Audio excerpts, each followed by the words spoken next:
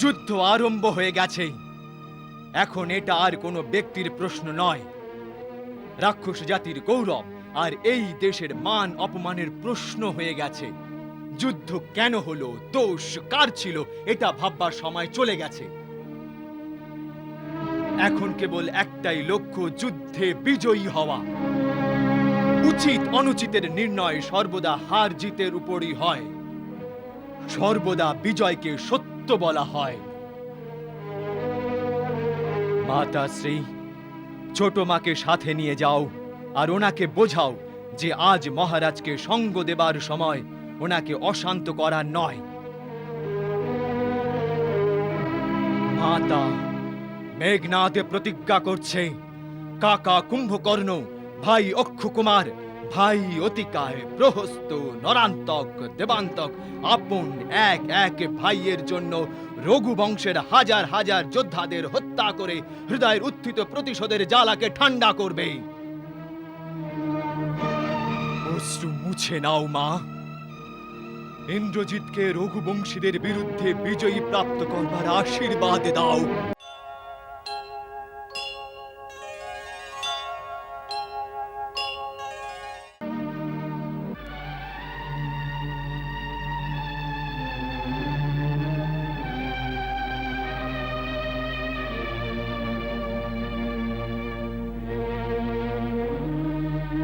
আজ লঙ্কার চারিদিকে ঘোর নিস্তব্ধতা ছেয়ে গেছে। মনে হচ্ছে যে সবাই আহার নিদ্রা ত্যাগ করেছে। কোথা থেকে ধোঁয়া বেরোতেও দেখা যাচ্ছে না। যে নগরে 4 জন মহাবলী, পরম পরাক্রমী রাজপুত্র একসাথে অকাল মৃত্যুর মুখে পতিত হয়েছে, সেখানে আর কি হবে? যুদ্ধের বিভীষিকার এমনই দারুণ পরিণাম হয়। তাহলে কি লঙ্কেশ হাতিয়ার ফেলে দিয়ে যুদ্ধবিরতি ঘোষণা করার প্রস্তুতি নিচ্ছেন? লঙ্কেশের গতিবিধির সঠিক ধারণা তো বিভীষণের গুপ্তচররাই দিতে পারেন। বিভীষণই বলতে পারবেন লঙ্কেশের পরবর্তী পদক্ষেপ কি। অনলকে গুপ্তচর রূপে ভিতরে পাঠিয়েছি। অতিকায়ের মাতা পুত্রশোকে কান্নাকাটি করছেন। এর থেকে বেশি খবর কিছু পাইনি।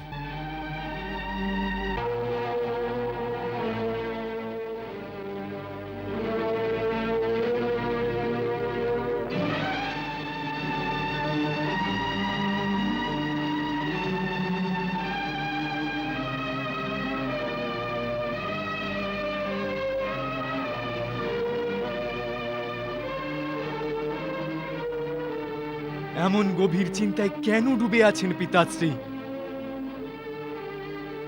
যখন থেকে আমি রণভূমিতে যাওয়া নিশ্চিত করেছি, আপনি গভীর চিন্তায় পড়ে গেছেন। কি হয়েছে মহারাজ? আপনি সর্বদা আমার রণভূমিতে যাওয়ার বিষয়ে চিন্তিত হয়ে যান। এর কারণ কি? পুত্র স্নেহের জন্য, নাকি আমার রণকৌশলের উপর আপনার সন্দেহ আছে? সন্দেহ? তোমার ওপর সন্দেহ? ইন্দ্রজিতের বজ্রকেও সাধারণ পাথরের মতো শক্তিহীন করে দেওয়া ইন্দ্রজিতের ওপর সন্দেহ? দেবাসুর সংগ্রামে নিজের পিতার পরাজয়কে আপন পরাক্রমের দ্বারা বিজয়ী করে দেওয়া বীর পুত্রের ওপর আমি সন্দেহ করব কি করে বৎস? তাহলে এখনো আপনি আমাকে যুদ্ধ করবার আদেশ কেন দিচ্ছেন না মহারাজ? ইন্দ্রজিৎ, তুমি লঙ্কার সবচেয়ে সুদৃঢ় প্রাচীর। লঙ্কার ঘরের ভিত্তি তোমার ওপরই টিকে আছে।